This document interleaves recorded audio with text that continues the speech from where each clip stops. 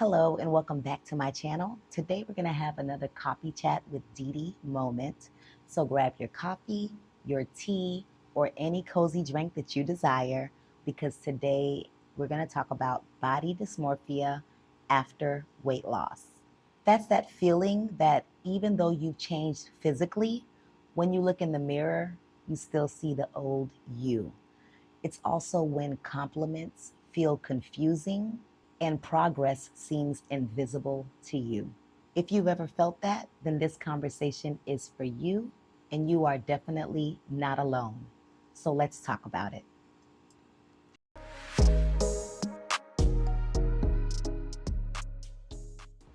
Body dysmorphia is something that happens to a lot of us when we're going through a weight loss journey, but it's not something that we actually speak out loud about a lot of times. A lot of times we just keep those emotions internal. And sometimes it feels like you're suffocating within that specific emotion. When I think through what compelled me to make this video, I think it's because I've just been hearing that word a lot. Um, I spoke to a girlfriend of mine that I work with. She just had amazing weight loss within the last year. She's lost over 100 pounds. And I want to say she said she went from 278 and now she's at 175.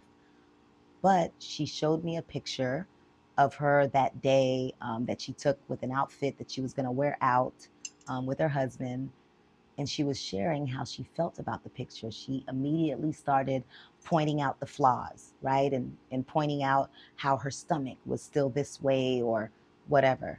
And when I looked at the picture, I was like, girl, you look good. Girl, what are you going through? You know, this is what I'm thinking.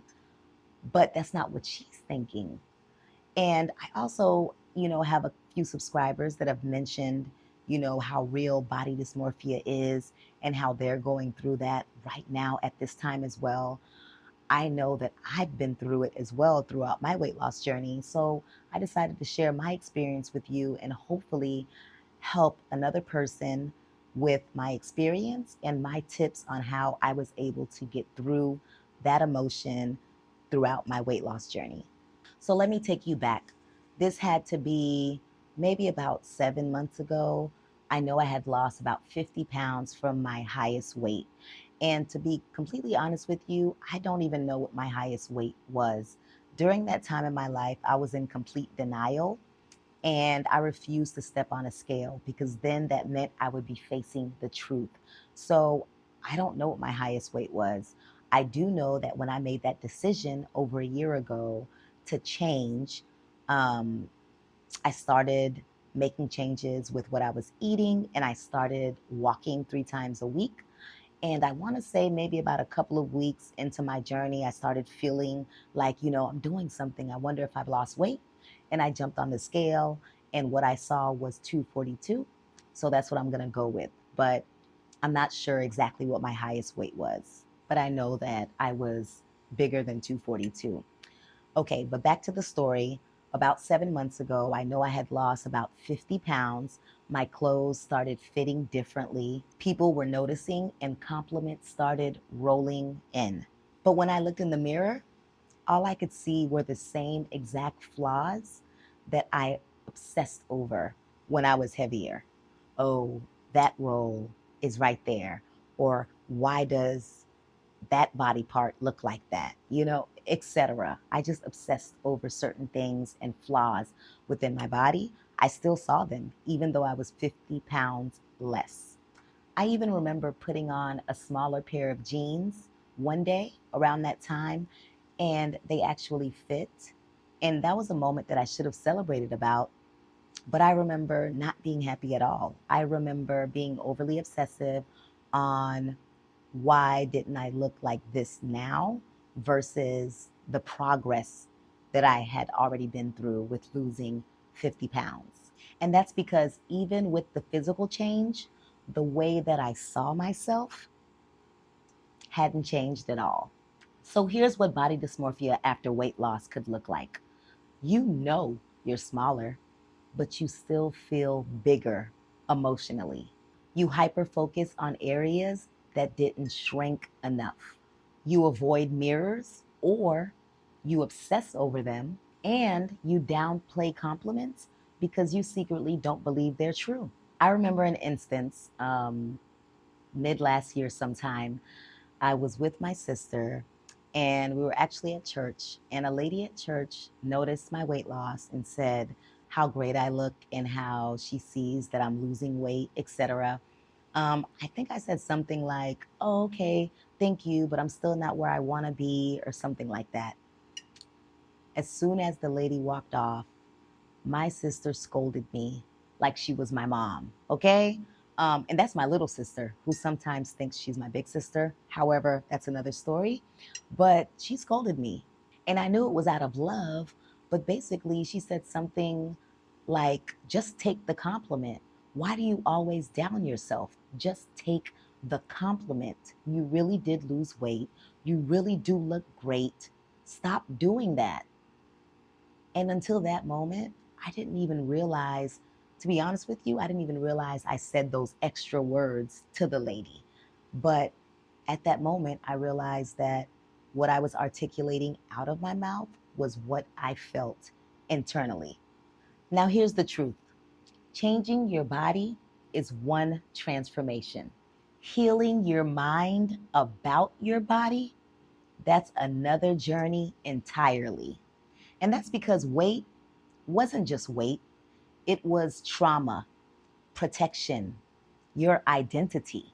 And when you lose weight, you're not just shedding pounds, you're shedding stories that you told yourself over the years. Stories like, I'm always the biggest person in the room, or people don't notice me, or I have to be funny because I have to make up for the fact that I'm not skinny or attractive.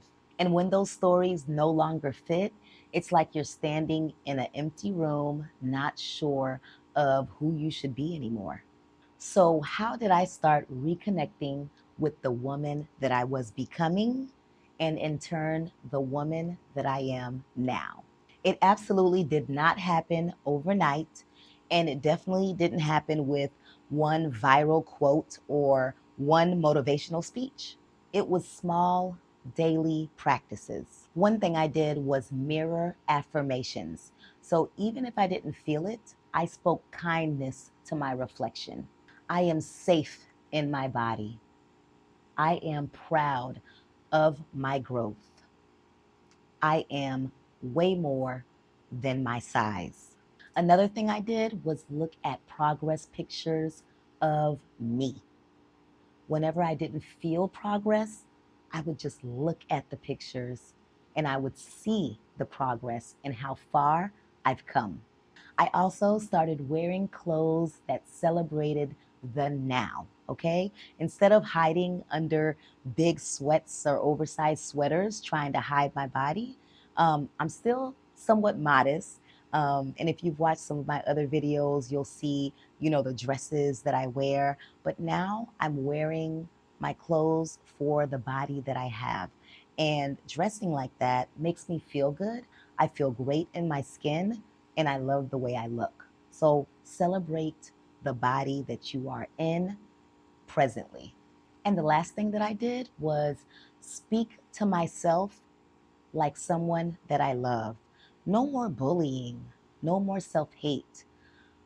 If it's something that you wouldn't say to a best friend or a close family member, then don't say it to yourself. Healing body dysmorphia is not about fixing yourself, it's about learning to see yourself clearly and kindly. Here's what I want to leave with you today: you are more than a reflection, you are more than a number, you are more than loose skin, and you are more than what you see on the surface.